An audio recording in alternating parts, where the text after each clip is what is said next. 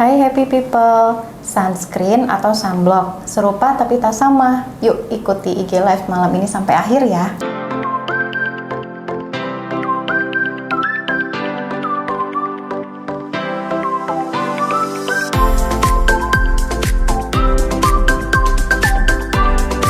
Assalamualaikum warahmatullahi wabarakatuh. Selamat malam happy people. Kembali lagi dengan di IG Live Klinik Alana. Live hari ini kita ditemani oleh Dr. Intarina Rimayanti, akrab disapa Dr. Maya. Halo dokter, apa kabar? Alhamdulillah kabar baik. Tehian apa kabar? Alhamdulillah baik juga dok. Nah malam ini juga kita kedatangan tamu ya spesial untuk join di IG Live kita. Halo Ibu Rina, gimana kabarnya Ibu? Alhamdulillah. Kabar baik. Alhamdulillah. Terima kasih Ibu Rina ya telah meluangkan waktu untuk datang di IG Live kita malam ini. Nah, tema malam ini kita akan bahas tuntas nih mengenai sunscreen atau sunblock, serupa tapi tak sama. Ayo, siapa yang masih bingung? Ayo merapat-merapat tonton IG Live ini ya. Nah, seperti biasa kita di akhir live mengadakan giveaway, kita akan berikan free sunscreen NC SPF 30 untuk satu happy people yang beruntung. Tetap stay tune ya.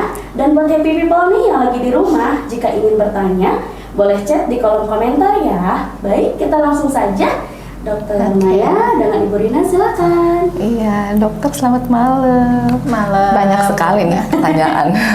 Siap. Yang pertama nih, Iya, apa dokter perbedaan dari sunscreen dengan sunblock?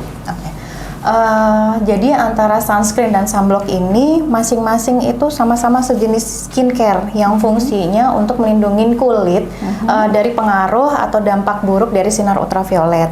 Hanya perbedaannya itu dilihat dari kandungannya, kemudian teksturnya, bahkan bagaimana cara kerja si sunscreen dan si sunblock ini untuk melindungi kulit dari sinar ultraviolet.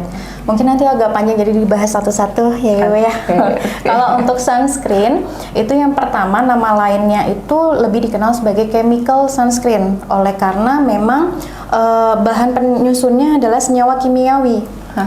Seperti aminobenzoic acid, octocrylene atau oxybenzone. Nah, kalau yang sunblock itu dikenal sebagai mineral sunscreen atau physical sunscreen karena memang dia dibentuk atau disusun dari kandungan mineral. Misalnya seperti paling banyak itu titanium dioxide dan zinc oxide.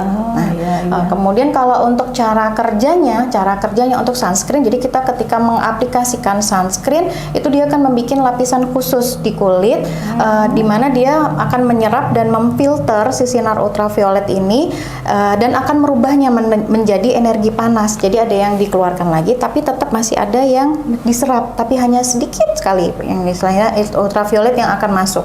Nah, bedanya sama sunblock, jadi ketika sunblock dipakai, dia akan bikin seperti tameng atau kayak filter. Iya, jadi benar-benar si sinar ultraviolet ini akan langsung dipantulkan. Jadi tidak ada sama sekali sinar ultraviolet yang akan masuk ke dalam lapisan kulit. Nah, terakhir yang berdasarkan tekstur, kalau sunscreen ini teksturnya biasanya lebih ringan, jadi lebih gampang untuk diaplikasikan dan lebih gampang untuk menyerap di kulit. Sunscreen Yang sunscreen. Kalau yang sunblock, dia biasanya ciri-cirinya tuh lebih pekat sama lebih kental. Jadi dia memang lebih agak sedikit kita butuh proses untuk mengaplikasikan dan menyerap ke kulit. Nah, dia biasanya sih terakhir-terakhir itu hasilannya adalah ada tampilan kayak white cast. Nah, itu yang sunblock. Iya. Nah, ini dokter, kan biasanya tuh di sunscreen itu ada tulisan SPF dan PA. Nah, itu apa tuh artinya dokter? Kalau SPF itu merupakan singkatan dari Sun Protection Factor, di mana dia merupakan pelindungan kulit terhadap UVB. Sinar ultraviolet B. Biasanya sih si SPF ini dikode dengan angka. Jadi dia angka ada SPF 15, misalnya paling kecil 15, SPF 30, SPF 50 bahkan sampai SPF 100. Cuman kalau untuk SPF 100 ini dinilai kurang efektif karena sebetulnya untuk SPF sendiri tidak ada yang sampai 100% dia bisa melindungi kulit dari sinar ultraviolet.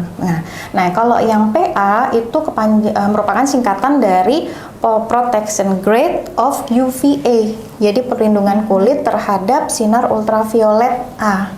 Nah, kalau untuk PA ini biasanya diikuti dengan tanda plus.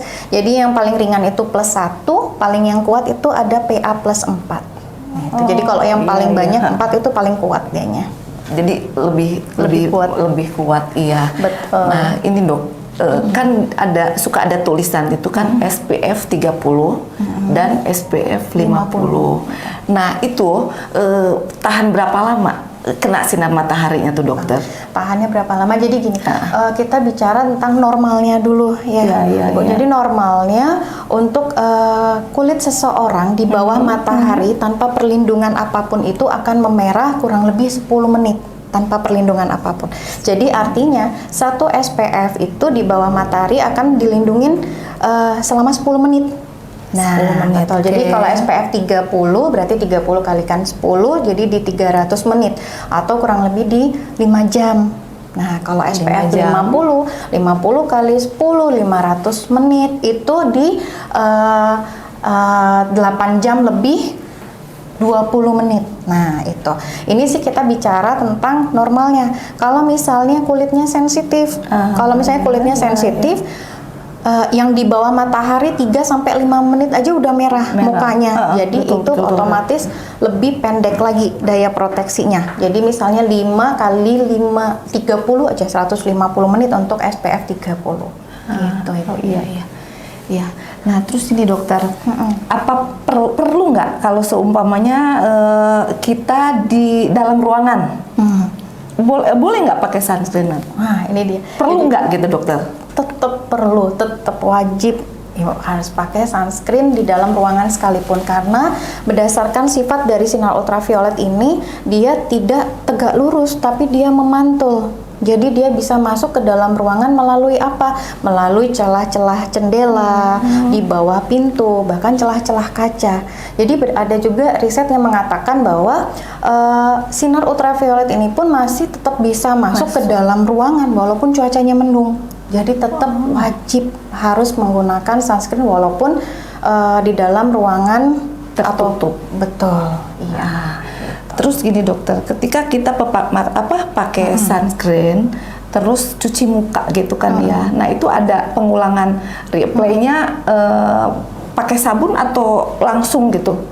Langsung cuci muka, terus langsung pakai sunscreen ya, gitu. Nah ini balik lagi sama kondisi kulit waktu itu. Jadi misalnya tipe kulitnya dia oily, ibu ya. Terus kemudian dia kan mukanya berminyak banget. Terus kemudian aktivitasnya dia banyak di luaran. Seharian dia di luaran, otomatis minyak itu sudah bercampur dengan debu, dengan kotoran. Alangkah baiknya ketika sebelum reapply sunscreen itu cuci muka terlebih dahulu. Tapi kalau seandainya kulitnya kering, nah dia di dalam rumah aja, jadi kan misalnya kalau kulit kering kan minyak, profil minyak di mukanya kan nggak terlalu ada, ibu. Jadi saya tuh kotoran dan debu itu kan tidak menempel. Kalaupun menempel dengan air pun kita bisa luntur itu. Jadi kalau misalnya untuk kulit yang kering seperti itu dengan dibasuh atau pada saat wudhu, pada mau sholat duhur, kita cukup selesai wudhu, kita keringkan, kemudian kita lakukan reapply sunscreen atau sunblocknya. Cuman dengan catatan walaupun kita mau reapply, pastikan tangan kita bersih. Betul. Jadi nggak perlu pakai sabun gitu kan ya? Iya, tidak harus. Cukup. Oke. Tergantung itunya. Nah, terus ini dokter, jam berapa bagusnya kita pakai sunscreen itu, betul? Jadi matahari yang jelek itu ibu dimulai dari jam 8 pagi sampai jam 4 sore. Nah, jadi kalaupun kita mau pakai si sunscreen ini atau si sunblock ini dipakainya 15 sampai 30 menit sebelum kita mau aktivitas keluar. Karena dia tetap masih butuh untuk si sunscreen atau sunblock ini ada daya proteksinya dulu. Karena banyak gini, jadi pada saat konsultasi kedatangan ke klinik banyak ketika ditanyain mengenai ibu pakai sunscreen gitu, misalnya pakai dok, rutin dipakai sunscreennya, rutin dok, bahkan saya sebelum sudah sholat subuh saya sudah pakai sunscreennya. Nah ini kebiasaan baik tapi sebetulnya tidak tepat dalam waktu, karena misalnya gini ya ibu ya, jam 5 udah pakai sunscreen atau sunblock, kemudian makainya kebetulan SPF 30 yang cuma bertahan 5 jam. Jadi jam 5 5 jam 10. Jadi dari jam 10 sampai menjelang nanti reapply yang sholat duhur, ini udah kosong. Jadi tidak ada perlindungan lagi. Jadi sebetulnya itu bagus tapi kurang tepat waktunya. Jadi baiknya adalah 15 sampai 30 menit sebelum aktivitas atau sebelum jam 8. Jam 8. Oh, Iya, jadi betul. jam 8 sampai jam 4. Jam 4 Nah, sore. sekarang kalau seumpamanya jam 4 nih ke malam, itu masih boleh nggak, dokter? Pakai sunscreen, sunscreen gitu itu. ya. Sebelum kita bahas, sebelum bicara boleh dan tidak bolehnya, itu kita ada sedikit mengenai dia efek positif dan efek negatif pemakaian sunscreen di malam hari. Jadi kalau positifnya, yang pertama, sunscreen atau sunblock itu mampu menenangkan kulit yang setelah kondisi terbakar atau sunburn. Nah, karena sekarang itu sunscreen banyak yang dia udah mulai hybrid teknologinya udah hybrid sunscreen. Jadi selain dia udah ada efek terhadap kandungannya untuk UV filter A dan B, tapi dia juga ada kandungan skincare lainnya. Nah, misalnya dia mempunyai kandungan vitamin lidah buaya, ekstra lidah buaya, atau Santhella asiatica, kemudian vitamin E atau sea butter, di mana dia merupakan soothing agent, di mana dia bisa untuk menenangkan kulit, betul, menenangkan kulit yang habis terbakar, menghidrasi, mencegah pengelupasan dan peradangan yang lebih lanjut akibat kejadian yang tadi habis terbakar karena matahari. Nah, itu. Terus kemudian yang kedua, positifnya dia bisa melindungi kulit dari photo damage. Artinya photo damage itu kerusakan kulit yang terjadi akibat sinar lain selain sinar ultraviolet. Nah, ini ada namanya riset di jurnal Biomedical Physics and Engineering tahun 2018 itu sudah menemukan bahwa sinar biru. Jadi sinar biru yang keluar dari laptop, layar HP, layar komputer ini sudah terbukti bisa menyebabkan stres oksidatif pada kulit sehingga menyebabkan kerusakan sel bahkan sampai kerutan. Makanya itu untuk beberapa orang-orang yang banyak aktivitas di depan laptop, handphone, betul, handphone itu anti aging-nya lebih cepat datangnya. Makanya kalau misalnya penggunaan sunscreen dengan kemampuan dia punya kemampuan anti radiasi sinar biru dipakai di malam hari, ini membantu bagi orang-orang yang memang aktivitasnya tinggi di malam hari dan yang suka lembur sampai tengah malam. Boleh gitu kan ya. Boleh kalau dia udah ada yang itu. Nah, kayak sunscreen yang kita ya dok ya, sunscreen Blu-ray SPF 50 itu bisa termasuk dok? Iya betul, kita yang di Alana kita punya. Iya. Jadi tetap bisa pakai dan harus pakai betul, gitu ya. Kita orang kebetulan yang ada aktif. yang sunscreen Blu-ray SPF 50 itu. Jadi udah mempunyai filter atau terhadap UV filter bahkan sampai anti radiasi sinar birunya.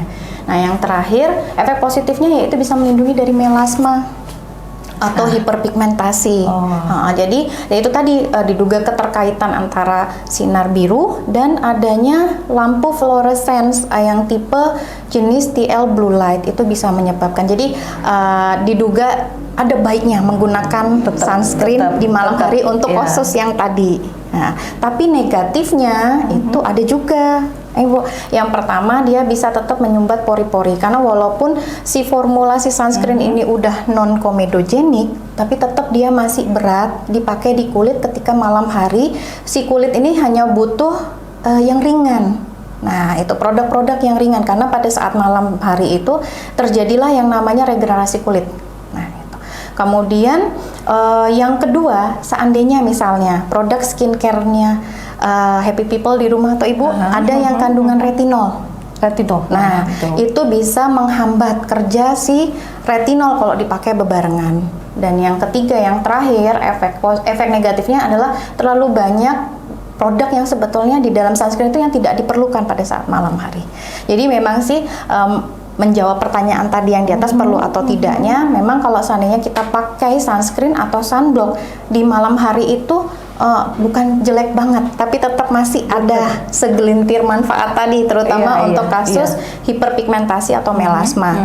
Tapi kalau untuk kasus yang misalnya Happy People di rumah yang kulitnya rentan berjerawat, penggunaan sunscreen atau sunblock di malam hari tidak diperlukan. Betul, kalau bisa tidak diperlukan. Benar, kalau yang itu yang untuk yang kasus jerawat. Iya. Jadi boleh, cuman tetap ada minusnya gitu kan ya Betul. dokter. Oke. Nah dokter, ada yang nanya juga nih, gimana tips memilih sunscreen atau sunblock untuk yang berjerawat, yang kulitnya yang rentan berjerawat, betul. Oke. Yang pertama, pastikan kita memilih komposisi atau ingredientnya yang dia kandungannya mineral atau physical sunscreen.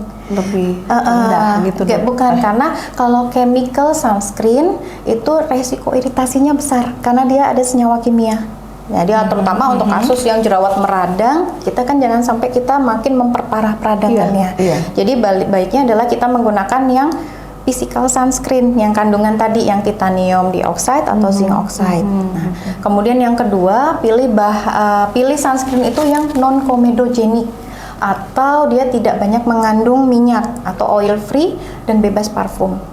Dan kemudian yang ketiga, tetap harus memilih pilih tekstur sunscreen yang teksturnya ringan, yang ringan. cair, yang cair. Jadi bisa berbentuk cairan, kemudian ataukah bisa gel atau spray, karena biar dia lebih gampang menyerapnya ke kulit. Dan yang terakhir, pastikan dia tetap memiliki SPF yang tinggi. Minimal untuk kasus berjerawat adalah SPF 15 atau SPF 30. Itu yang paling bagus. SPF 15 atau SPF 30 untuk kasus yang berjerawat. Betul. Oke. Nah, dokter, bagus mana nih, Dok? Antara sunscreen sama sunblock. Gitu. Banyak tuh yang nanya Bagusan mana enakan pakai sunscreen atau sunblock gitu. Betul. Kalau untuk sunscreen sama sunblock, kedua-duanya ini sama-sama memiliki keunggulan masing-masing. Balik lagi tergantung gimana aktivitas kita dan kondisi kulitnya. Nah, ketika misalnya kulitnya happy people atau misalnya kulit cenderung masih lebih sensitif, itu pemilihannya yang paling bagus adalah kalau sensitif kita lebih milih yang kandungan mineral, yang sunblock atau physical sunscreen. Karena kalau chemical resiko iritasinya kan lebih besar. Jadi akan takutnya dia kulitnya udah sensitif, keiritasi lagi dia sama yang kimiawi. Nah, itu. Kalau misalnya berdasarkan aktivitas, itu dilihat kalau misalnya happy people aktivitasnya banyak di dalam ruangan.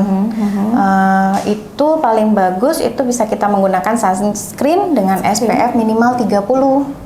Nah, 30. Kalau di luar ruangan, di mana kita kerjanya langsung di bawah matahari secara langsung, itu adalah lebih tinggi lagi. Betul. Pemilihannya adalah sunblock atau physical sunscreen dengan SPF minimal 50 yang paling bagus. Minimal 50 ketika di luar ruangan. Iya, betul. Oke.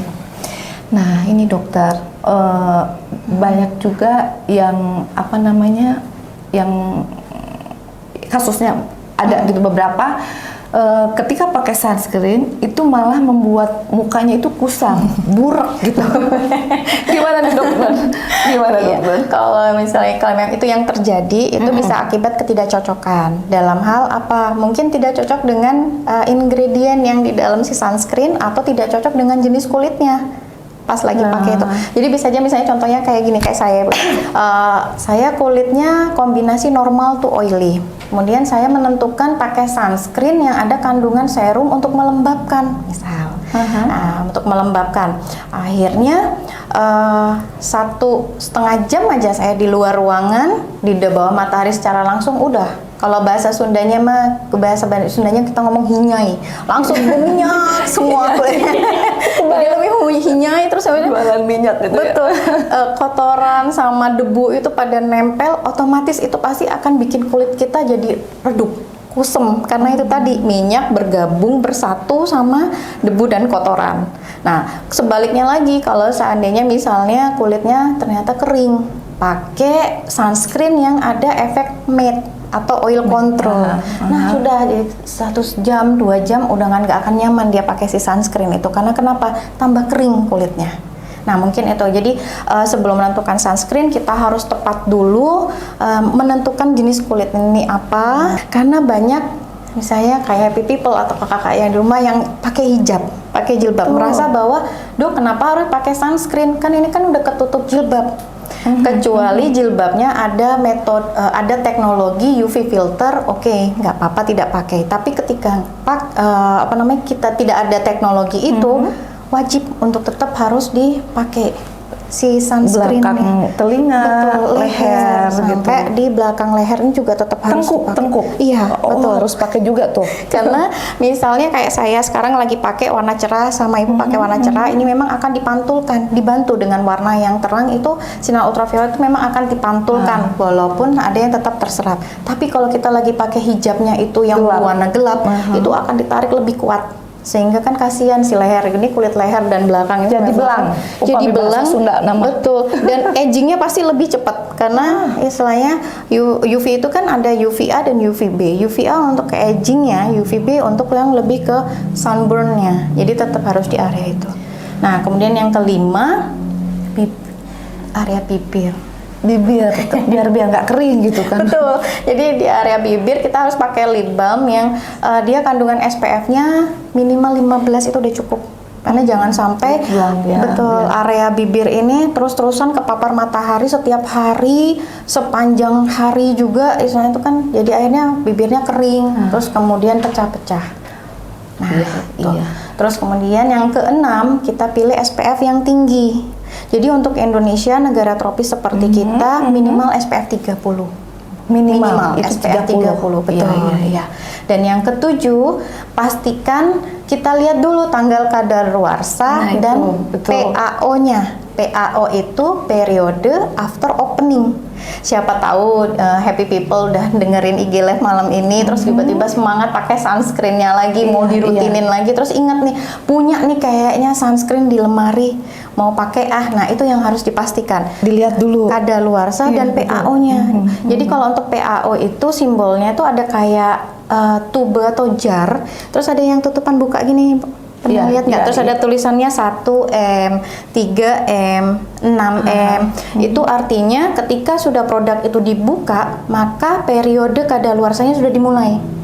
Jadi misalnya dibuka sekarang bulan 3, jadi misalnya dia tulisannya 3M, bulan ke-6 produk ini sudah expired walaupun tanggal kadaluarsanya masih 2025 misalnya. Nah, itu yang kita harus pastikan. Kemudian yang terakhir itu kita hindari senyawa khusus, dalam artian ini sih sebenarnya catatan untuk kulit yang lebih sensitif, Ibu. Jadi kayak misalnya chemical sunscreen dengan kandungan yang para aminobenzoic acid, kalau bisa sih dihindarkan. Dan yang terakhir lagi, sekali lagi terakhir itu, jadi tidak ada pengecualian, Ibu, kalau misalnya nggak pakai sunscreen, karena sekarang metode tabir surya itu lebih gampang dan memudahkan kita untuk pakai, karena sekarang itu ada metode pakai bedak. Jadi bedak dengan kemampuan UV filternya ada. Jadi dengan minimal SPF 15 atau 8 itu udah cukup. Satu lagi, itu umur berapapun bisa. Maksudnya berapa tahun sudah mulai boleh pakai sunscreen dan seumpamanya sudah tua gitu, apa di 60, 70 masih boleh nggak pakai sunscreen tuh? Betul. Kalau minimal itu bahkan usia 6 bulan bayi itu udah boleh dipakai. Hanya kalau kurang dari 6 bulan itu sebetulnya dihindarin. Jadi betul. Jadi bisa kita pakai misalnya yang fisik, yang istilahnya itu pakai topi kalau masih kecil, istilahnya pakai baju yang lengan panjang atau pakai payung. Tapi ketika dia udah usia 6 bulan ke atas udah boleh. Udah boleh karena sekarang nenek-nenek juga udah boleh biar tetap segar gitu kan. Betul. Iya. Terima kasih. Sama-sama, Ibu. Nah, Ibu Rina masih ada yang mau ditanyakan ke Dokter Maya tentang satu lagi nih. Kalau orang yang awam gitu ya, kan kita biasa pakai krim pagi tuh, dokter. Terus si sunscreen ini apa sebelum pakai krim pagi, apa sesudah pakai krim pagi? Itu si sunscreen itu. Jadi kalau kita menggunakan krim dulu ataukah sunscreen dulu, kita selesaikan dulu produk yang penggunaan, misalnya ada toner, ada deep essence, ada serum, ada krim, baru ditutup terakhir pakai sunscreen. Jadi sunscreen itu tahapan akhir penggunaan skincare. Sudah cukup. Terima kasih. Kita coba bacakan dulu ya pertanyaan happy people di rumah ya. Baik dok, dari Kak Diana dok, apa aman dok berada di bawah sinar matahari lebih lama dengan sunscreen yang memiliki SPF tinggi? Jelas kalau misalnya aktivitas di bawah matahari lama terus kita SPF-nya minimal 50 tadi Iya, ya. 50. Aman nggak? Jelas aman, Kak. Aman dalam artian apa? Jangan lupa untuk di-reapply juga. Karena misalnya udah 1 harian terus habis itu hanya pakai sekali itu aja. Ya jelas nggak aman. Jadi kita pakainya Tetap diulang. Betul, 2 sampai 3 jam bahkan kalau di bawah matahari secara langsung. Baik. Dari Kak Mama ini dok, kan ada tuh tadi macam-macam sunscreen nih dok, ada chemical, ada physical dan hybrid. Nah bagusnya tipe yang mana ya dok untuk kulit berminyak cenderung berjerawat? Nah, kalau berminyak cenderung berjerawat, itu kita lihat lagi nanti ya, kita kondisikan berjerawatnya seperti apa. Lagi meradangkah atau kan jerawat itu kita lihat derajatnya dari ringan, sedang, berat.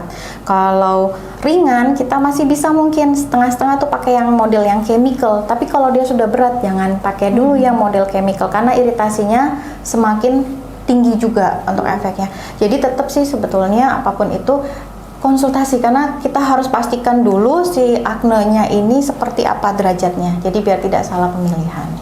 Baik, berarti tetap harus konsultasi dahulu ya dok ya. Betul. Dari Kak Silvi nih dok, minimal reapply sunscreen berapa kali ya dok? Dalam 1 harinya Dalam ya. 1 hari. Oke, kalau misalnya di dalam ruangan aja, di dalam rumah nih, mungkin 1 kali cukup, happy people. Tapi dengan catatan tidak berkeringat. Nah, kalau sudah mulai berkeringat, udah mulai luntur, efek proteksinya pasti Atau tadi turun. berwudu gitu nah, kan. betul. Ketika sudah berwudu, walaupun di dalam ruangan tetap harus dilakukan reapply. Kalau di luar ruangan, semakin lama kita di luar ruangan, semakin sering juga kita pasti harus reapply. Jadi paling tidak setiap 2 sampai 3 jam ketika kita kegiatan di bawah matahari secara langsung. Berarti tetap harus di reapply-nya tadi 3 kali atau 2 kali dok? Tiap 2 sampai 3 jam. 3 jam sekali ya dok Iya, ya, tetap harus betul. di refer ya Kak Silvi. Silakan happy people yang mau bertanya boleh di chat di kolom komentar ya. Nih dok, saya ada pertanyaan nih dok. Ada nggak sih dok sunscreen yang bisa bikin cerah? Kan tadi pakai sunscreen bikin kulit kusam. Nah ada nggak sih dok sunscreen yang bikin cerah ke kulit? Ada tone up-nya gitu. Betul. Kalau sekarang itu sunscreen dengan teknologi yang udah mulai maju lagi, ada yang tadi yang teknologi hybrid. Nah, jadi kalau teknologi hybrid itu selain ada efek untuk proteksi UV filternya, ada kandungan-kandungan skincare lain di dalamnya. Jadi misalnya dia ada kandungan tranexamic acid, niacinamide, otomatis ini yang akan kandungan ini salah beberapa contohnya aja. Ini yang akan membantu untuk mencerahkan lagi kulitnya, membantu istilahnya mentone upkan kulitnya lagi, gitu kan. Oh berarti memang ada ya dok ya sunscreen yang tipe kayak gitu ya dok ya? Iya. Nah apakah ada dok sunscreen yang waterproof nih dok? Jadi kalau udah wudu nih atau udah kena air tapi masih tetap SPF-nya segitu? Ada, itu yang ada water resistant ya. Resisten ya. Jadi water resistant ini biasanya sih lebih di penggunaannya lebih kepada kalau misalnya kita mau ke pantai terus kita mau berenang Lebih kuat gitu lebih kan, kuat ya? karena dia water resistant. Jadi memang ada yang formula seperti itu Kak. Baik, saya cukup sih dok pertanyaan. Ayo people ada yang lagi mau ditanyakan? Udah cukup kayaknya ya dok ya pertanyaannya. Boleh kita langsung ke giveaway aja ya dok. Silakan dok pertanyaannya apa? Pertanyaannya minimal kalau kita menggunakan sunscreen atau sunblock di luar ruangan atau di bawah matahari secara langsung minimal SPF berapa yang harus kita pakai atau kita gunakan? Minimal SPF berapa ya dok ya di Iya, bawah sinar matahari secara langsung. Secara langsung Betul. memakai sunscreen SPF berapa? Sambil nunggu yang jawab nih dok. Satu lagi deh pertanyaan dok. Boleh. Nah pertanyaannya kan suka ada nih dok di bedak ada SPF 15 atau 50.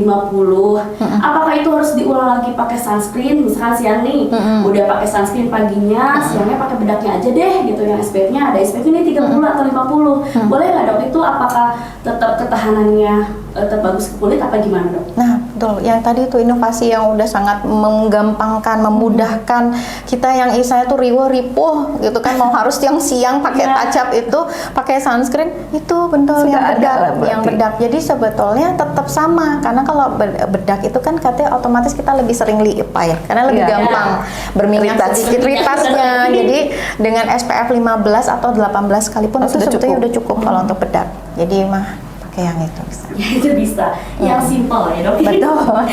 Nah ini udah ada yang jawab nih dok. Udah banyak, ada 50 SP 50 dari kata. Kita cari yang lengkap ya dok ya. Boleh. SPF berapa dari Kapiole itu SPF 50 plus. Nah dari paling lengkap itu dari Kaniza Mandina SPF 50. Boleh DM kami ya kakak ya untuk paling hadiahnya mendapatkan free sunscreen SPF 30 yang NC ya kak. Nah oke dok, sebelum kita akhiri nih ajilan kita malam ini, ada kesimpulan nggak dok dari materi kita? Oke, untuk kesimpulan di IG Live malam ini, bagaimanapun bentuk aktivitas happy people, baik itu di dalam ruangan maupun di luar ruangan, sesibuk apapun itu kegiatannya, tetap harus wajib menggunakan sunscreen atau sunblock setiap hari ya. Jangan lupa juga menggunakannya dengan baik dan benar. Seperti apa? Baik dan tepat dalam jumlah ukuran, kemudian baik dalam hal waktu, dan kemudian jangan lupa lakukan reapply terhadap sunscreen atau pengolesan kembali sunscreennya. Nah, dengan membiasakan kebiasaan rutin baik seperti ini, maka jangka panjang pun happy people kulitnya akan terjamin. Manfaatnya Betul, ya. keindahan, keamanan, dan kesehatannya. Baik, gak berasa ya dok ya kita ngobrol. Iya benar, sudah 30 toh. Iya udah mau berakhir aja nih ajilan kita malam ini. Makasih banyak ya Ibu Rina udah datang. Sama-sama. Terima kasih banyak. Terima kasih juga Dokter Maya untuk atas waktunya dan semangatnya mengedukasi kita. Klinik Alana selain menjadikan kita happy people juga smart Smart people. Assalamualaikum warahmatullahi wabarakatuh. Terima kasih.